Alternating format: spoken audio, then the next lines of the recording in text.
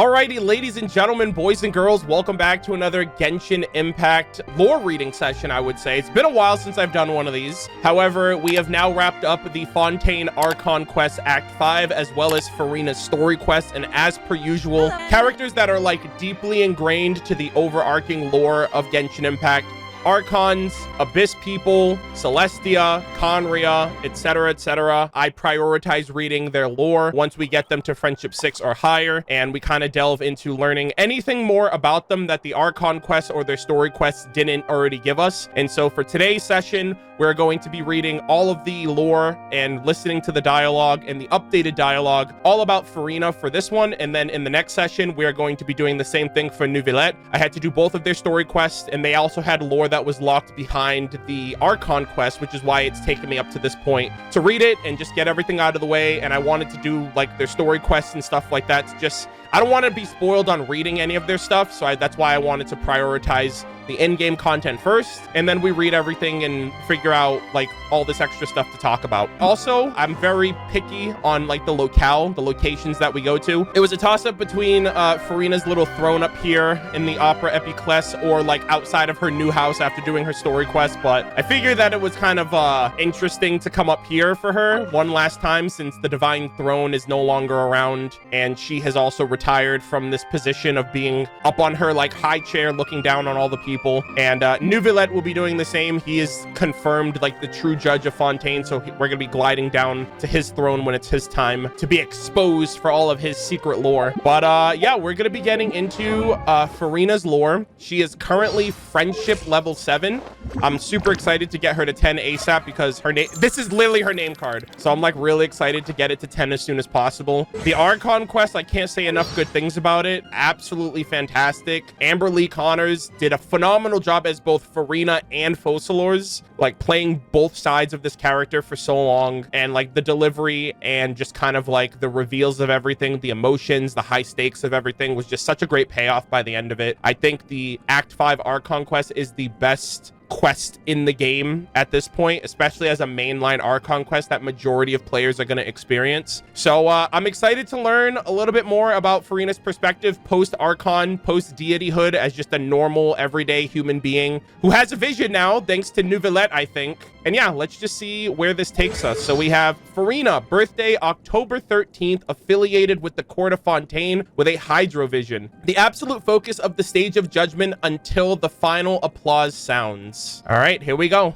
Character details. It is unlikely that travelers from other nations will understand why the god of this land is regarded as a superstar unless they set foot in the Opera Epiclese. Whether at performances or trials, she will always be in the seat reserved for her above the audience, which is literally where we are right now. Laughing, scolding, falling into hysterics, to the point where more often than not, she makes a stronger impression than the action on stage. People buy tickets to indulge their new sensory experience, and in this regard, Furina is by far more popular than the absolute justice that Neuvillette represents. That's kind of crazy now. The forms respect can take are not limited to just lifting one's eyes up to the one being above, and the unique form of respect Fontainians have for Furina is perhaps described better as affection and fondness. She is not perfect and may not even be very powerful, but while on stage, she is the personage the people trust the most, for she never disappoints. Among Fontainians' literary circles, there is a popular saying that Furina is a memory of spring never fading, present in the hearts of all. And who does not wish for an eternal spring? Spring is transient, but she is ever there. Follow the stage lights and you shall see her. Interesting. So basically, Furina can do no wrong in the eyes of the people. They love her to death.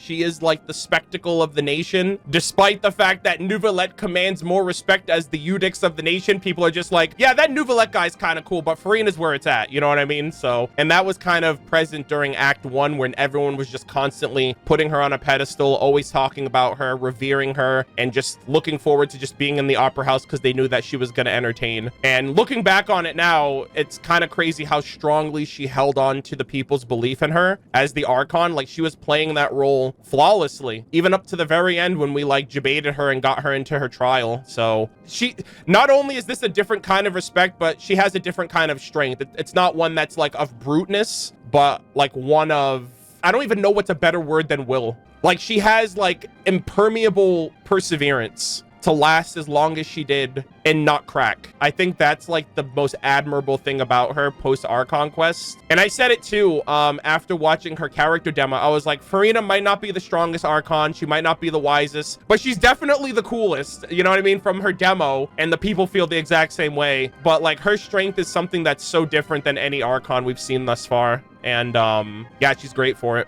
Character Story 1. As the icon of the Opera Epiclese, Furina has the right to speak freely during all stages of a trial. Most of her questions are born from her curiosity and often have tenuous logistical connections with the case at best, which at times can provoke raucous bursts of laughter from the audience. But just as one might begin to suspect that Furina is just there for laughs and gags and lacks even the capability to grasp the case in its entirety, she throws out opinions worth their weight in gold. Of course, there are also times that she will express little interest in the whole due process, to having earlier eaten snacks ill to her liking or missing some parade, and it's said that audience members lucky enough to be there are still pleased with this, as a god who speaks in anger is equally enchanting. But there is one circumstance in which she will not appear to act quite so willfully, and that is when she takes the stage as an actress in a musical. Fontaine has a great many musical theater classics passed down from antiquity that are, from time to time, performed at the Opera Epiclese, with key roles being played by the most popular actors of the time. Before such productions are put on, there is a phase during preparation that resembles nothing so much of a lucky draw, where the troupe will send Furina an invitation. This is literally her story quest. Should the mood strike her, she will agree to appear, resulting in a stage shared by a god and humans. Only Furina has agreed to participate the performance date, and that show becomes the Fontainian Festival in its own right, so popular that the Opera Epiclese couldn't possibly meet the fervent demands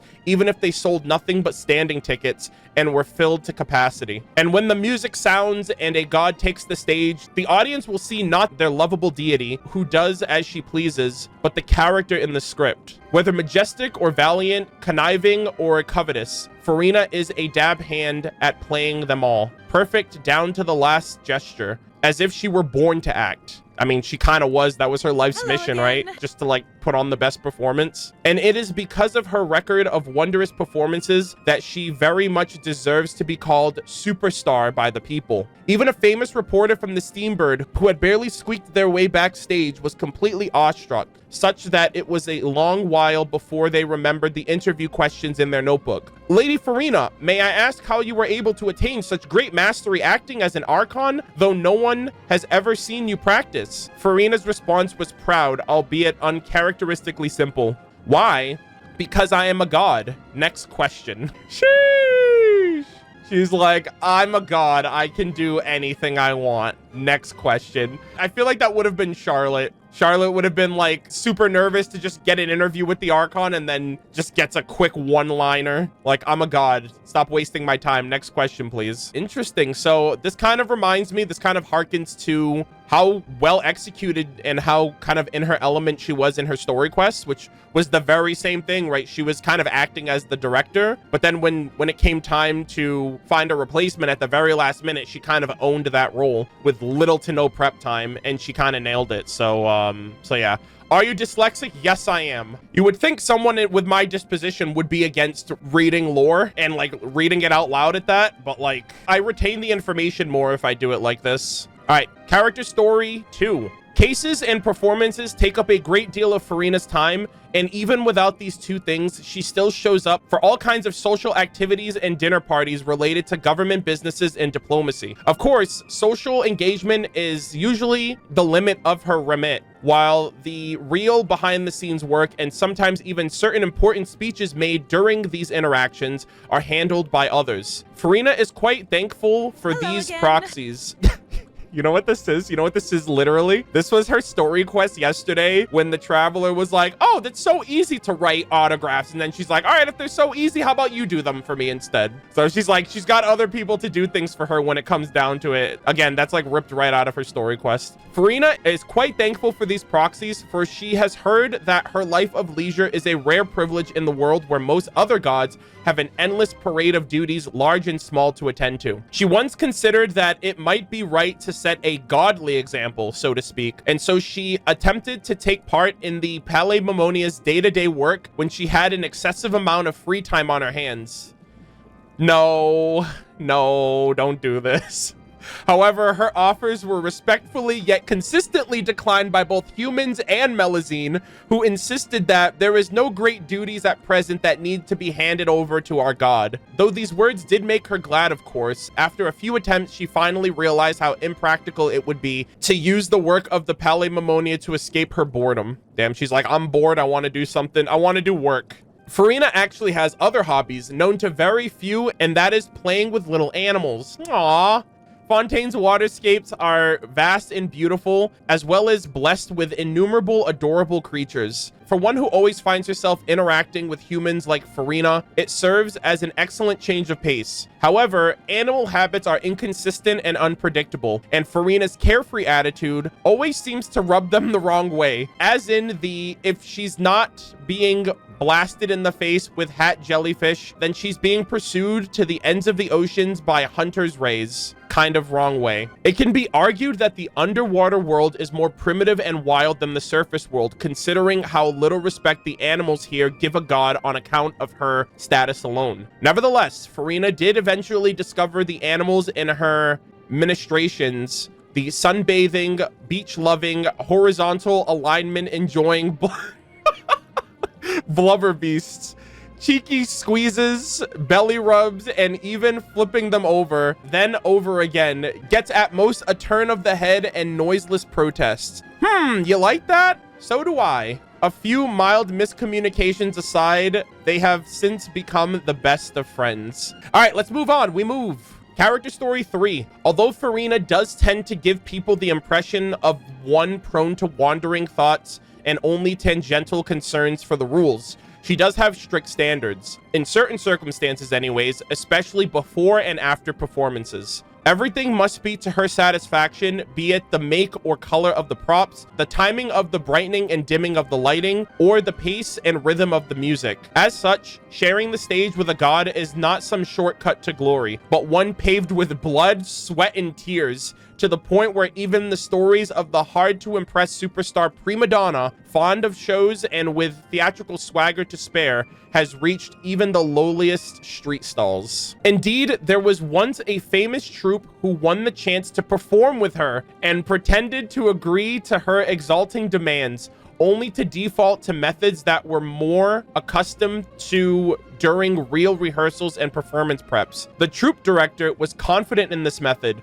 believing that given Furina's personality, she would be most willing to back down on said demands if they were appropriately flattered and saw that everything was already complete and thus too late to change. A most excellent way to save effort and trouble. But when the director began moving these props to the Opera Epiclese, he found Furina there, directing another troupe as they set up the stage riggings. Why, hello, you didn't seem interested in my opinion, so I arranged the performance with a different... Oh my god. Holy shit. She was like, oh, you didn't listen to me, so I got somebody else who will. GG, get wrecked. Why, hello, you didn't seem interested in my opinion, so I arranged to perform with a different troupe. The director was stunned.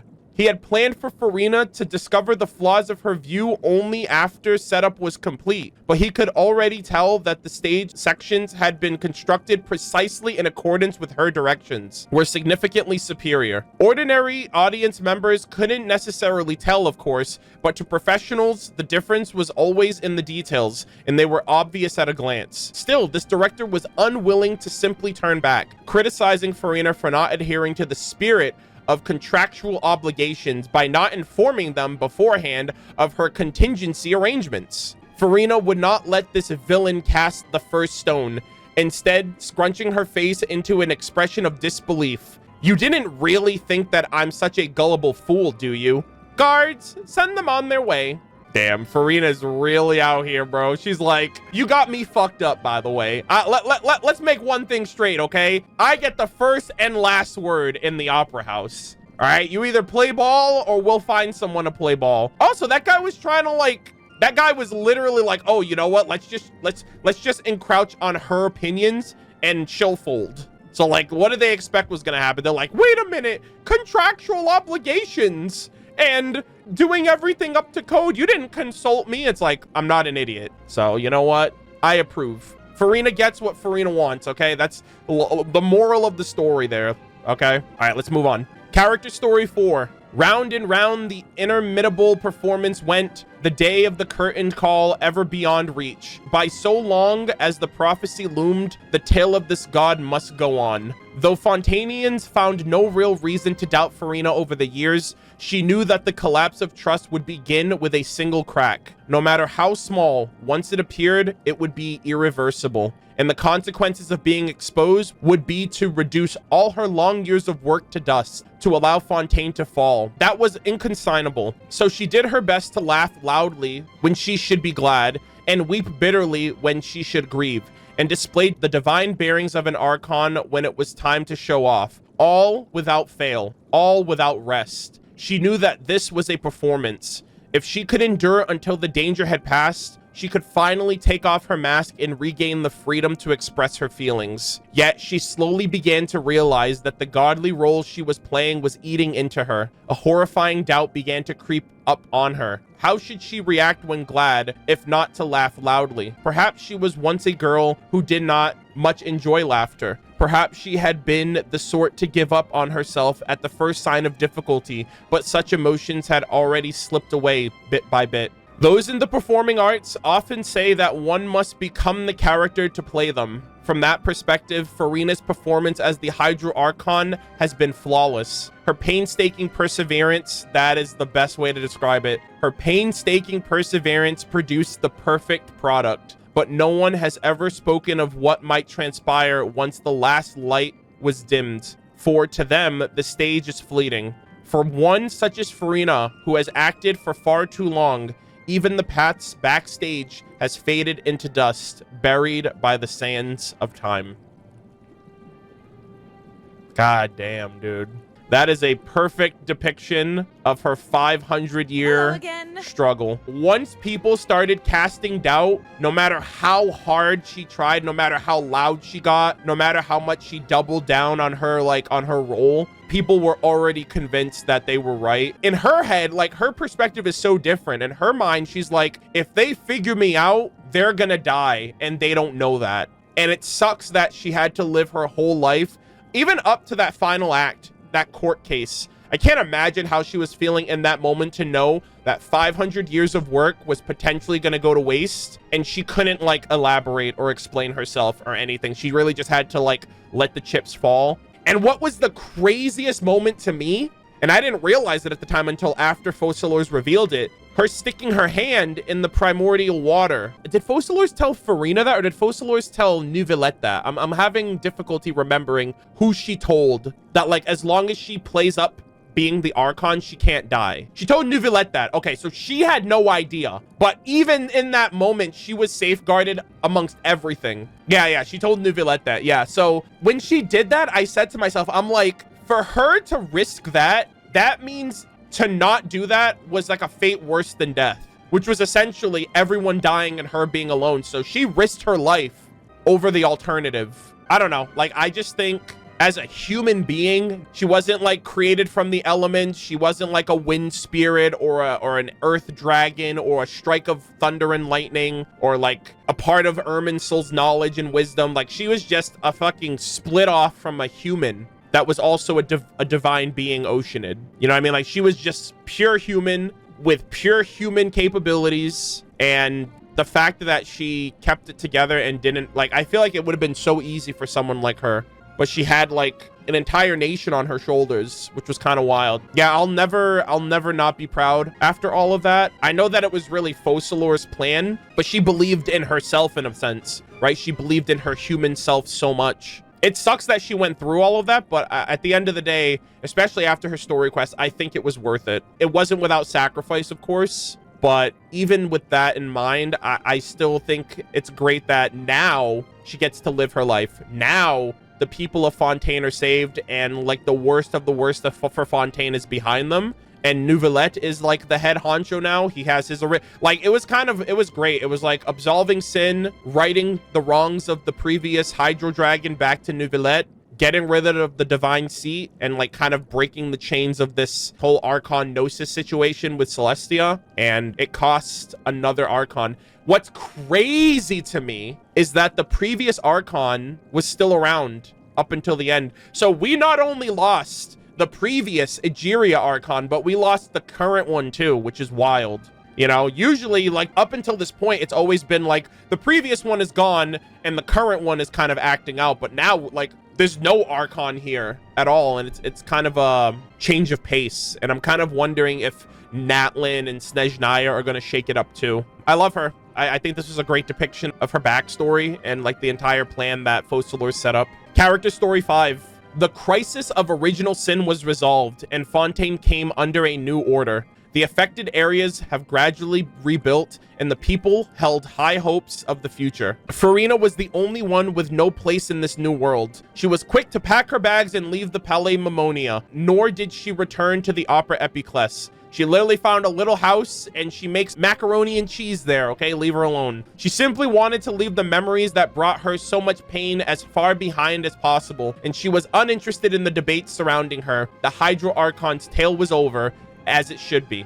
But where should an actress who finished her part and fulfilled her duty go? None could say, and the concept of freedom rang hollow. Furina's luggage remained piled up in her new rental apartment, and she lacked all will even to tidy up and get moved in. Damn, she's just like me, bro. I feel like that's everybody. When you move into a new place, it takes you like at least like a month or two to unpack and like get settled in, if not longer. So I get her completely. All she could do was lie in bed and stare at the bare ceiling. Those she knew had very quickly found their place in the new order. Whether due to their strength, duties, or friendship, their importance made them irreplaceable. In circumstances such as these, doesn't free simply mean being someone who no one needed? Just as she had reached that conclusion, her new residents received their first guest, Clorinde, the champion duelist. Wow. The duelist was shocked at Furina's living condition, quickly expressing her willingness to pay for better accommodations, a notion Furina expended no small amount of effort disabusing her of. Despite this, she was dragged, however reluctantly, into at least properly unpacking and tidying up the room.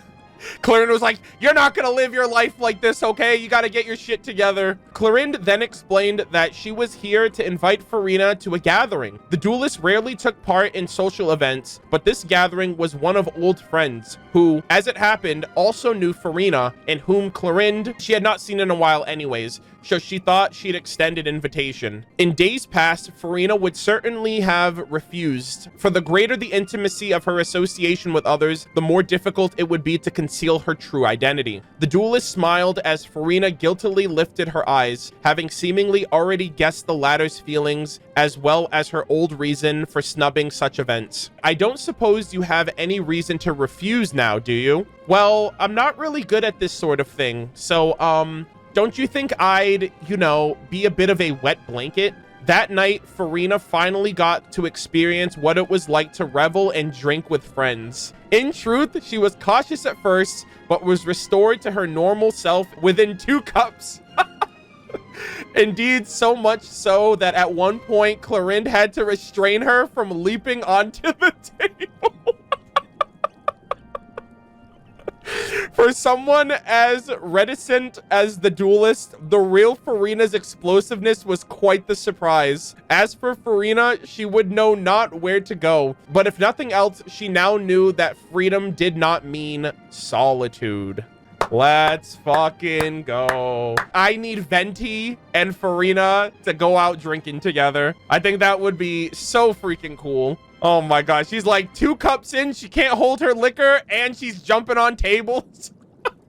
You know what? After 500 years of suffering, she deserves to let loose. You kidding me? Oh my god, that is so funny. I would love for all the Archons to meet. I think that needs to happen before Celestia, before Conria. All 7 Archons need to meet up. Archons, former Archons, Neuvillette, whatever. I need Zhongli, Venti, A, Nahida, Furina, Neuvillette, the Pyro Archon, and it's gonna be a little awkward with the Saritsa considering all the stuff she's been going through with the Fatui. But I need all of them to meet up at least once by the end of the game. I need to experience that. I think that would be so freaking cool. We've seen a bunch of them kind of come together, like at least Zhongli and Venti, right? For the poet event, I think them two were like within like proximity of each other, but I don't think the Archons really mingle that much, which is kind of unfortunate. Salon Solitaire. Furina once found a relatively unknown book in a library of Fontaine, and the story's main character was a servant working in an opulent mansion. Oh my god.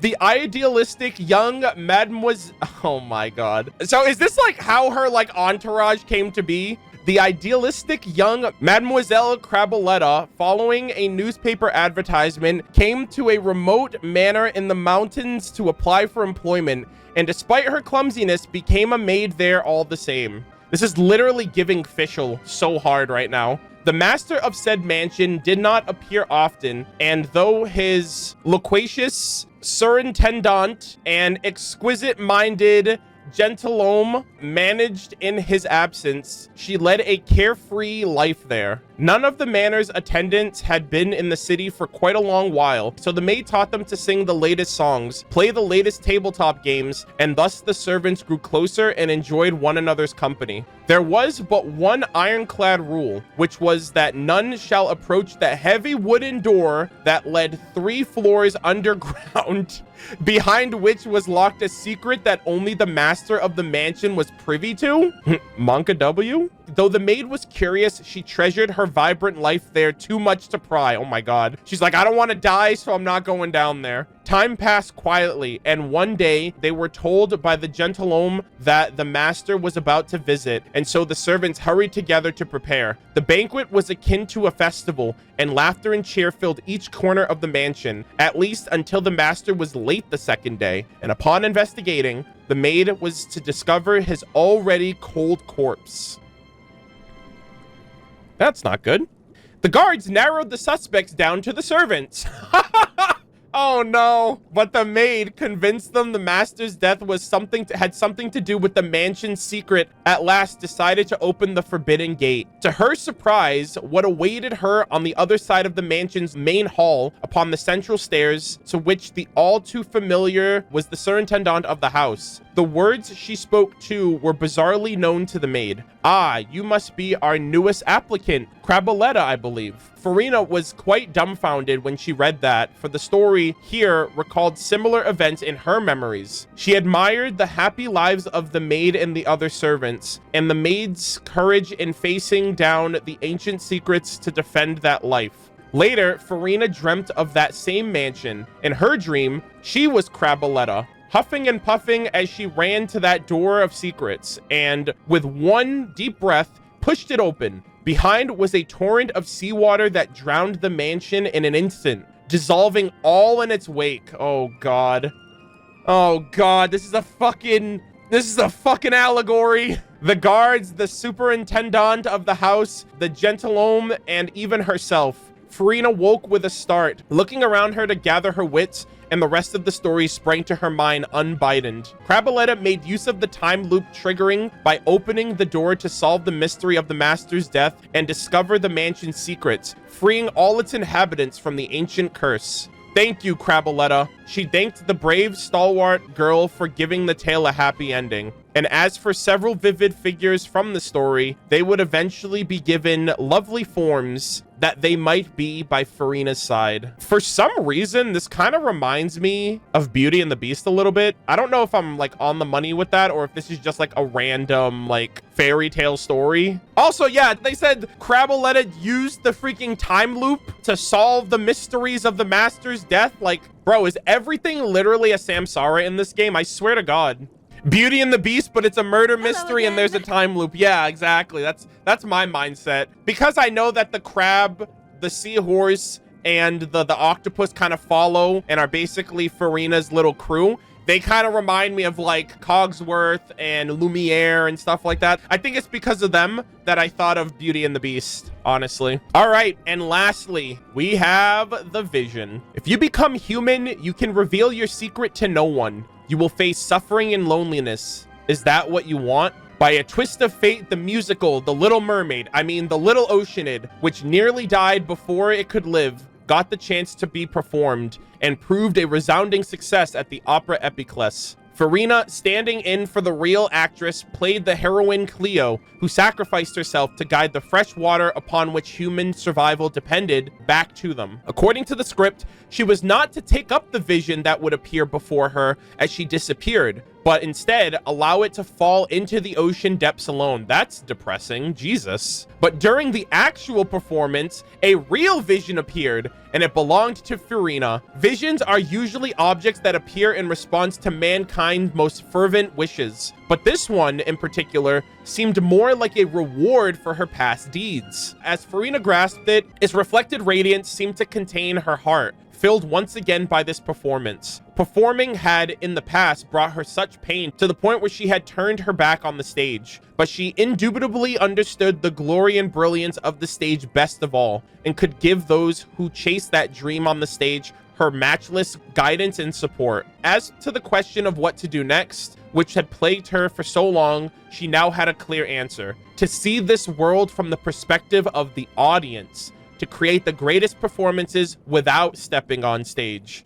I think that's like the best thing. I think the fact that she's gone through 500 years of acting, I think the next best thing for her is to not be in the spotlight, but at the very least, be an acting director. Like, literally be director Furina. I think that's like the best way of just maintaining that relationship with the stage, because you have a knack for it, but not being forced to like be in it. Like throughout her story quest, I was like, oh my God, she's like literally basically being these people's guide. Like she's basically taking the place of the director. So I think that's like the best case for her. And I'm happy that that is like a potential for her, because she clearly still misses being in that environment, but she doesn't want to be in the spotlight anymore. I could completely understand her wanting a break from that. No longer would her attention be focused only on musicals. As long as it related to performance, Furina is interested in taking part from behind the curtain. Also, it is worth mentioning that though she seemed quite calm upon receiving the vision, so much so that she even managed a few fine words upon leaving the theater troupe, Furina immediately set off afterward to avenge herself on the local legends she had once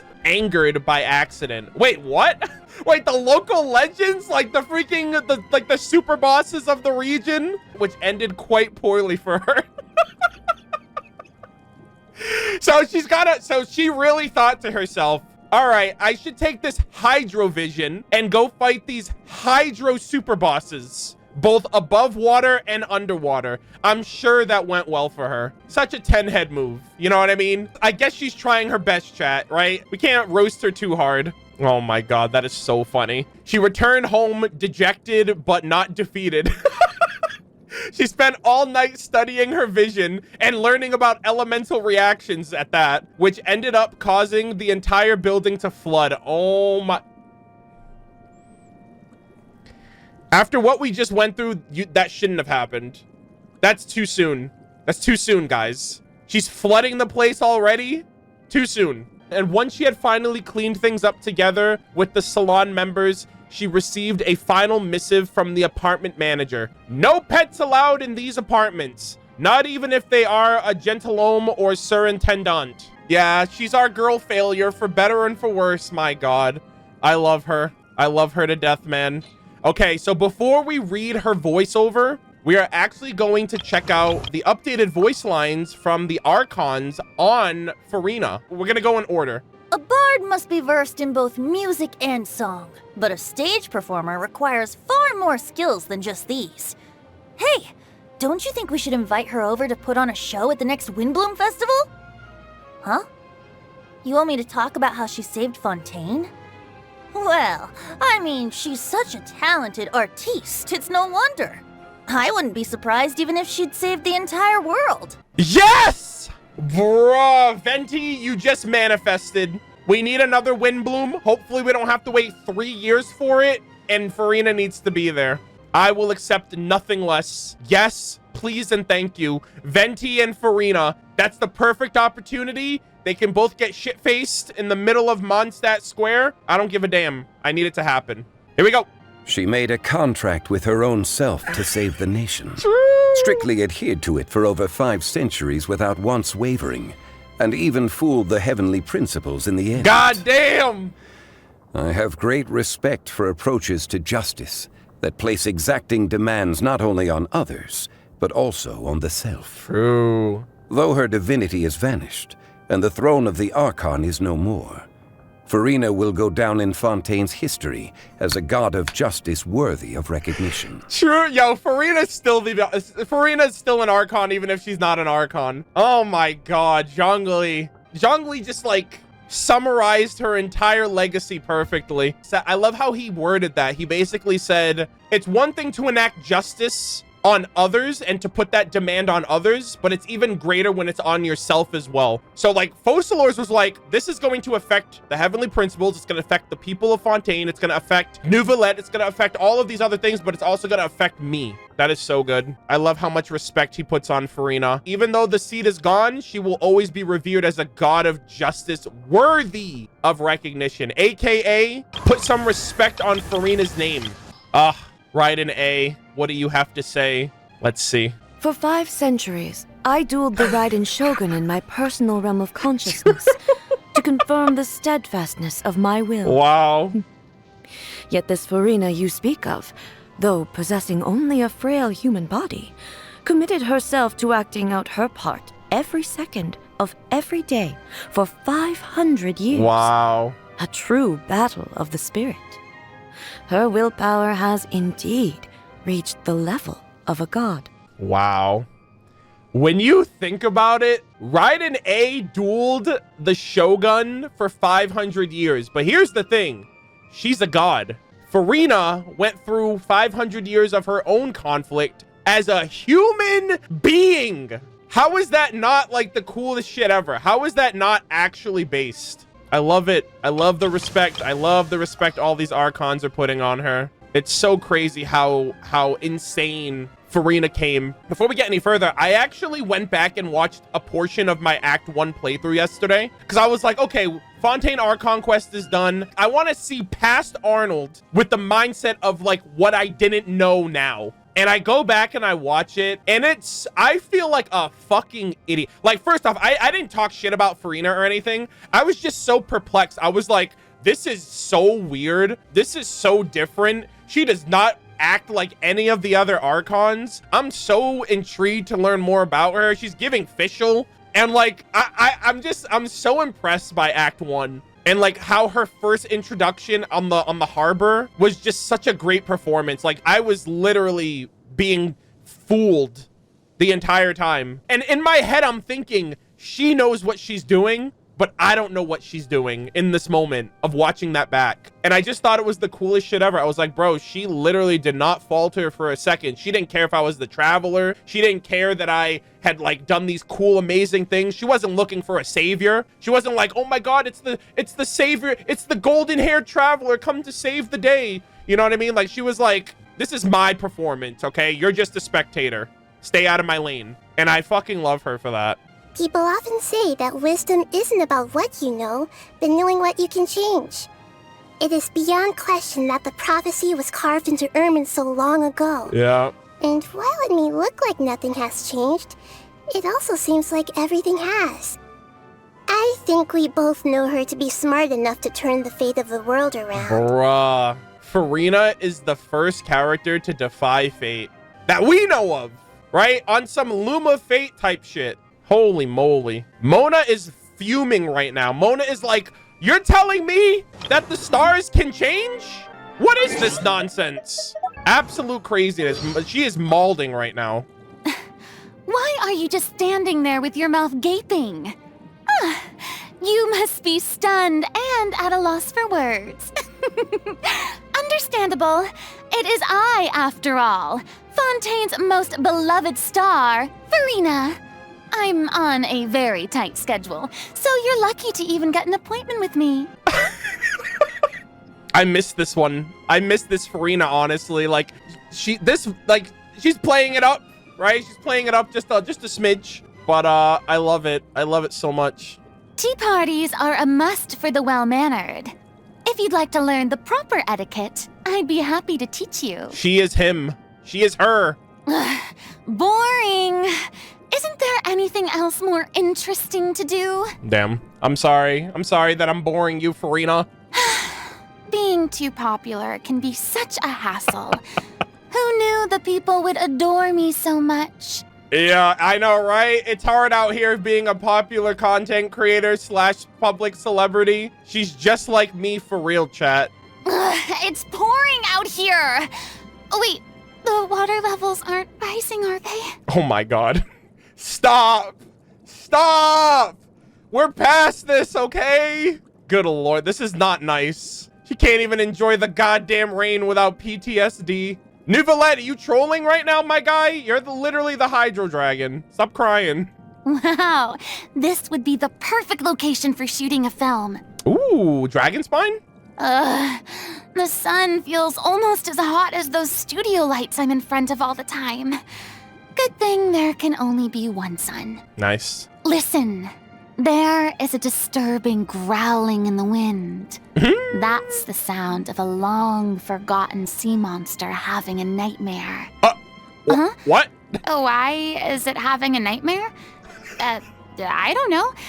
Because fear has to manifest itself somehow? What is happening? Venti, are you okay? What does that mean? What a wild and desolate sight.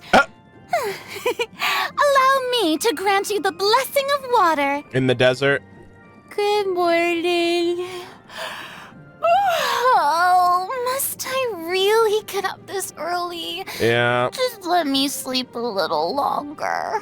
You know what? I wouldn't be able to say no to Furina. You know what? Go back to bed. You deserve it. Good afternoon. Where's my cake? What? I just had cake for breakfast? Well, I think it's been long enough. Furina is the cake archon. Good evening. Mademoiselle Crabelita has been muttering about getting in shape lately, and even said that she wanted to drag me along with her. I'm already eating much healthier than last month. I work very hard to maintain my figure. Hey, you can tell, can't you? If you're eating cake for breakfast, lunch, and dinner, I shudder to think what your diet was like last month. Huh? She's eating macaroni now. She's eating store-bought craft dinner now. Oh, how the mighty have fallen. I'm getting sleepy myself. See you tomorrow. Remember to wake me up on time. Damn. Who are these people at the tea party? Why, they are my loyal followers, of course. All right, I suppose I'll introduce them to you. Ooh. This is Mademoiselle Crabeletta, my most adorable maid. Although she accidentally cuts my outfits from time to time. Damn. This is Surintendant Cheval Moran, my reliable housekeeper who keeps my busy life in order. Okay. And finally, the one keeping everybody in line is Gentilhomme Usher, my loyal conferencier. I may have allowed you to participate in my tea party, but you'll still need to work hard to gain their approval. I love how it's literally called besties. Oh, I love that. I'm very confident in my singing skills, but there aren't many pieces of music that are worthy of my vocal prowess. I hope the creatives in the theater troupe get their act together and don't keep me waiting in vain. Oh boy. Relationships. Given that we know each other, you may relax a little and needn't act so respectfully in my presence. Bruh. Wait, what's that expression on your face? Don't tell me that you've never respected me from the very beginning. What? Who's out here disrespecting Furina since Act 1? Let me find out. Let me find out any of you guys were talking shit during Act 1. There's gonna be hell to pay, okay? Always respect Furina no matter what. My story has already come to an end. And so the next act shall be about our story. Ooh. In which case, we should probably start charging double for public appearances. I am so happy! Yeah, our story, comrade. Once Oh my god. What a long-ass passage. Holy shit. Once the ancient prophecy came to an end and everything was over, I fell into low spirits for a very long time. People who stand on the stage basking in the adulation of their audience must also bear the pressures of being in the public eye and living up to everyone's expectations. True, true. But I knew very well my person wouldn't be enough, and that putting on the act of a god would be the only way to satisfy their adoration. No!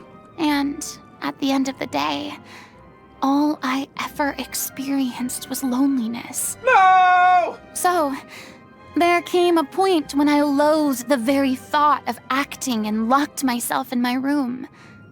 It wasn't until the moment I stood on stage and faced the audience again that I realized the anxiety in my heart had dissipated.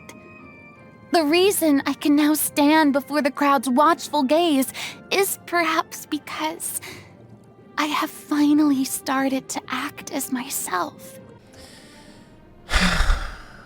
God damn it, dude. I love her so much. She really went through hell. She's finally herself. Focalors is no more. We only know Furina around these parts. And it's just so sad to hear about her past. Like, I understand that the past is behind us, but like, I can't help but just feel like shit that she went through all of that, you know? For other people's sake, you know what I mean? For the future's sake. And it's like, God damn it. I wish things could have been a little different, maybe. Or at the very least, I wish she didn't go through it by herself. Fontaine's Opera House has seen several reforms, and with each reform, opposition was to be expected. As I remember, crowds would often gather in the Opera House making a ruckus. Then, one time, it became so loud my ears were ringing. I frightened them by stating, "I forbid anyone from discussing such pointless matters." I clearly remember Neuvillette tapping his cane on the ground at that precise moment, while the whole place immediately fell silent. Sometimes I can't help but inadvertently show my intimidating side. I hope my people understand. Damn. She's out here flexing her freaking authority. I really like the Lumitoile. Those creatures can glow and shine in even places where no one sees them. That's what I call a true star. If only there were an opera about the Lumitoile, then I could literally play the role of a lovely rogue starfish on stage. All right, those are the little starfish. Gotcha. Linny and Lynette. Of course I know Linny and Lynette. I used to frequently— You should know. Linny just pulled the best, one of the most coolest cutscenes in all of Genshin. The old switcheroo magic trick. That was so cool. Of course I know Linny and Lynette. I used to frequently attend their magic shows. Though they're very popular, they're still much less popular than me. Damn. Only my performances would draw a completely sold-out crowd. Even standing tickets would be out. But now, I've already decided to hang up my acting career, so it's perfectly normal for my popularity to decline. You fell off after Linny did that performance, all right? Linny finessed you in the courthouse. I'm sorry. You've been upstaged. I'm very grateful to Neuvillette for all the hard work he's done for Fontaine in the past few centuries. It seems he doesn't intend to investigate my crimes of deceiving the people. Anyway, we're no longer working in tandem. Aww. And it's been a long time since I've been to the Palais Mermonia. I imagine that this is good for both of us, right? No, you guys should be working together, always and forever. Have you tried Navia's macarons? I have to admit that her skills in dessert making are comparable to mine. The design she paints on the macarons is so cute, don't you think? Not to mention the texture and sweetness. They truly are a work of art. How does she do it? Does it really all boil down to talent? Ugh, I can't believe I'm feeling a little jealous. I'll have to ask her for some tips next time. That's great. I like that little bonding moment with Navia and Furina. especially since Furina probably feels like shit about everything that happened with Poisson. So, I mean, they both love desserts. That's a great bonding experience. Just have a girls' night out, go to one of those restaurants and just freaking order the 16 slices of cake a day and just pig out. You know what I mean? Just like freaking go ham. She's a very strong person. Strong people will always manage to keep themselves together no matter what happens, acting like everything is fine. Doing so prevents other people around them from needlessly bearing additional pressure.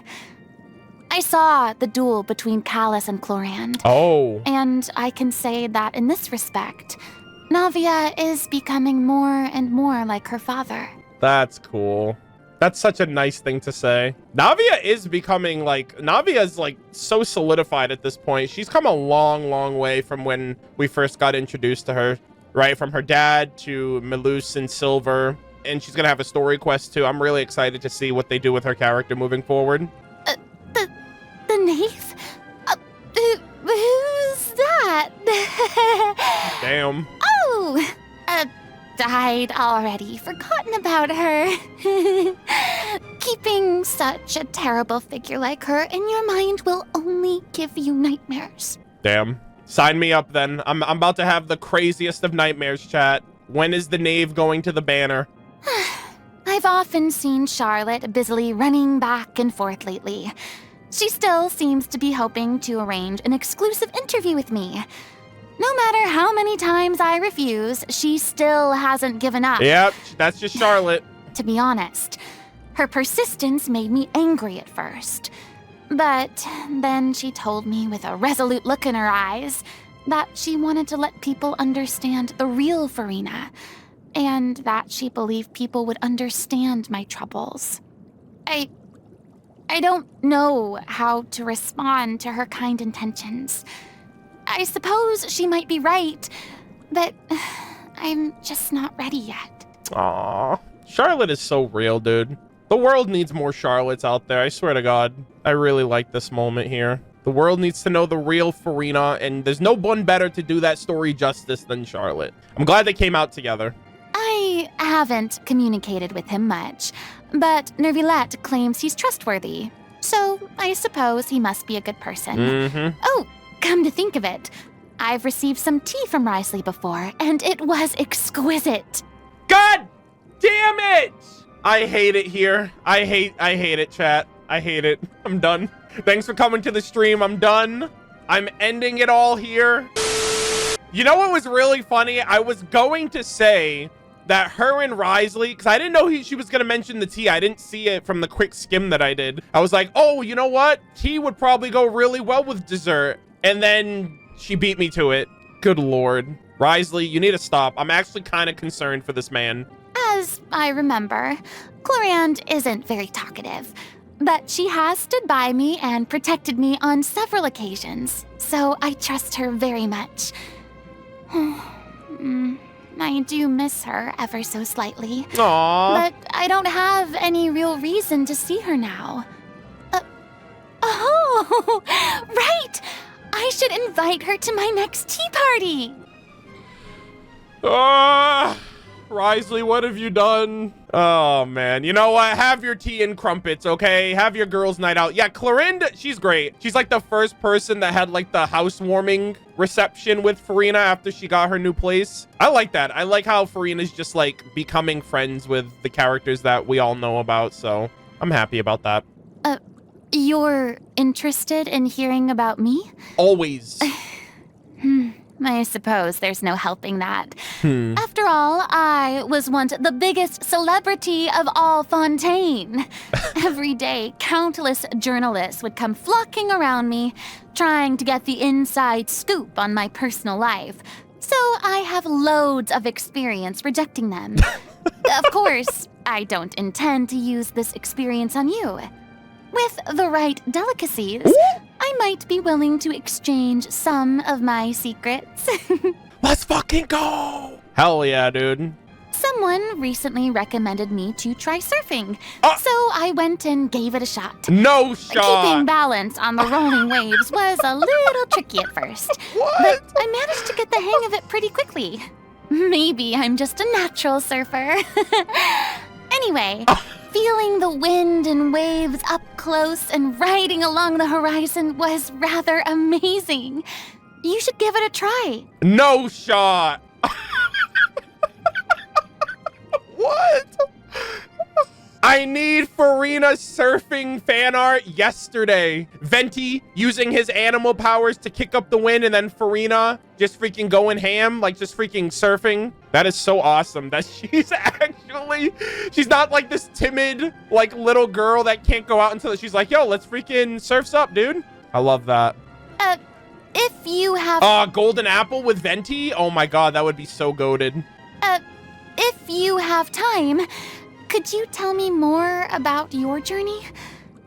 I would love to hear all your fantastic stories. How should I put it? I easily feel interested in all kinds of things, but it isn't long before I feel bored again. Perhaps the more easily enthusiasm sparks, the more quickly it fades. But when I'm with you, I seem to constantly feel happy. Such an amazing feeling. Stop. She's too good. She's too good for this world. Recently, I've been wondering if I've been a little too hard on myself in the past. In my efforts to maintain the reserved manner of a deity, I never got the chance to enjoy my life. Which is why I've become obsessed with shopping lately. I've bought many new precious things, like dazzling rainbow-colored tea bags, fully automated extendable cutlery, and a saddle especially made for riding seahorses. But in the end, I realized that most of the stuff I bought was useless.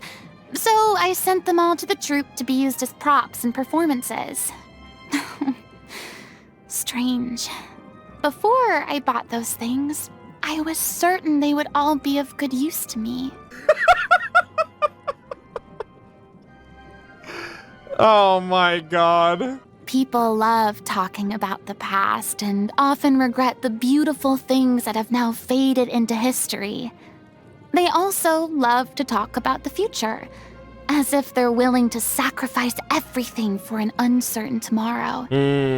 I don't agree with their way of thinking. Yet I also feel very envious. I once lived in a world without a past or a future. To cope with that anxiety, I tried to create and act out a stronger, more godlike version of myself. Yep. Over the centuries, the stronger role I tried to play gradually merged with my real self.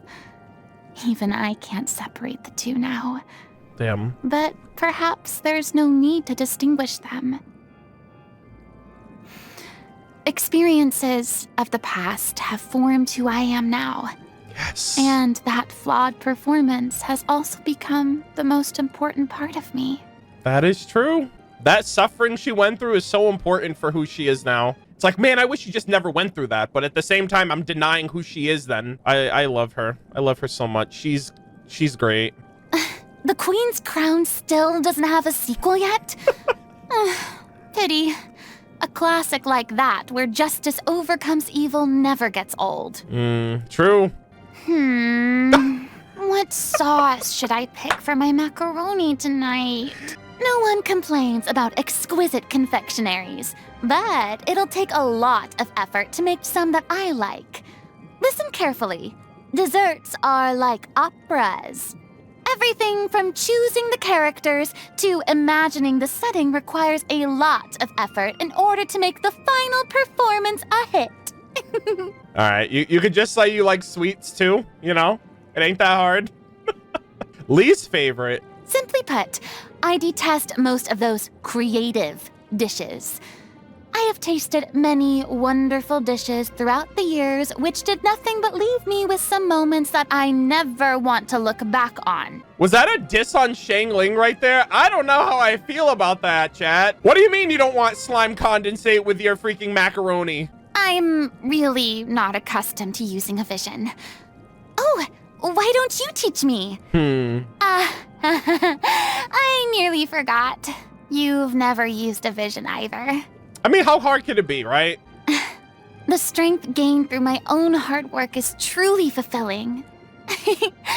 Thanks for your support. Always. That's more like it. As expected, my dazzling side comes through in any situation. I didn't know you cared so much about me. Oh. Does that mean that you still need my power? But given the way I am now, there's a chance I won't be able to give you everything you need. All you really care about is me? Ah! In that case, then let us act out our future journey together. Our future journey together, comrade. I love her so much, dude. I love Furina. Holy shit. I'm wavering, chat. I'm like, is Raiden A still my favorite Archon? I have no idea. This was a great reading, and I hope we see more of Furina. I really want to see her interact more with other characters. I don't know if they're going to have some Fontaine festivals in the future, or like they mentioned, like her at Windbloom with Venti would be really cool. Her traveling the world, you know, seeing other nations, interacting with other Archons. Venti and Furina, or Amy, Fischl and Furina, those are like the two things I really want. So if anything, I want her to go to Mondstadt more and more. Yeah, I absolutely loved her. She was great. Super glad that we finally got to see the conclusion of her story thus far. And I'm excited to see what she does in the future.